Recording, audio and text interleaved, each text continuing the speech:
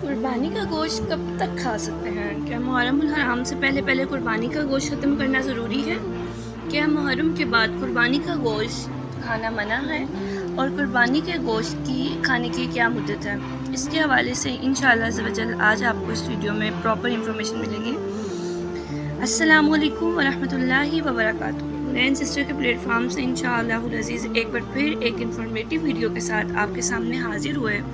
تو جناب آج بات کرتے ہیں کہ قربانی کا گوشت کتنے عرصے تک کھا سکتے ہیں۔ اسلام میں نبی صلی اللہ علیہ وآلہ وسلم نے اس کے بارے میں کیا فرمایا اور اس کی کیا دلیل ہے۔ انشاءاللہ عز و جل کوشش کرتے ہیں کہ حرین سسٹر کے پلیٹ فارم سے آپ تک جو بات بھی پہنچائی جائے قرآن و سنت کی روشنی میں اور قرآن و سنت کی ہی بات کی جائے۔ تو انشاءاللہ عز و جل چلتے ہیں اپنے آج کے ٹاپک کی طرف۔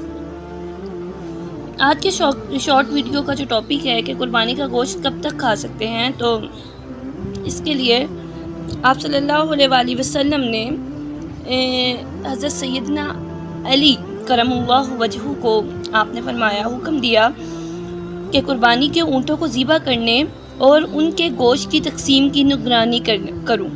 آپ نے مجھے حکم فرمایا۔ جناب علی المرتضیٰ رضی اللہ تعالیٰ عنہ فرماتے ہیں کہ آپ صلی اللہ تعالیٰ علیہ وآلہ وسلم نے مجھے حکم فرمایا کہ میں اونٹوں کا گوشت کھا لیں اور جھولیں سب تقسیم کر دوں اور قصاب کو قربانی کے جانور سے کچھ اجرت نہ دوں۔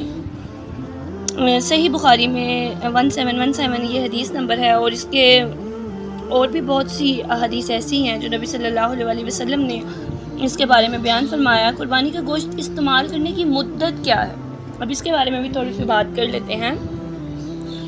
حضرت عائشہ صدیقہ رضی اللہ تعالی عنہ فرماتی ہیں کہ ایک مرتبہ حضرت علی رضی اللہ تعالی عنہ ہمارے یہاں لمبے سفر کے بعد واپس آئے۔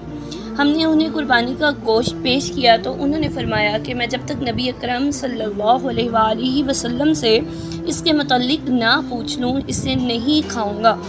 چنانچہ انہوں نے آپ صلی اللہ تعالی علیہ وآلہ وسلم سے اس کے متعلق پوچھا تو آپ صلی اللہ علیہ وآلہ وسلم نے ارشاد فرمایا، ایک ذی الحجہ سے دوسرے ذی الحجہ یعنی ایک قربانی کا جو سال ہے اس سے دوسرے قربانی کے سال تک گوشت کھا سکتے ہو، یعنی پورا سال استعمال میں لایا جا سکتا ہے۔ مسند احمد بن حنبل میں بھی اس کی حدیث شریف موجود ہے۔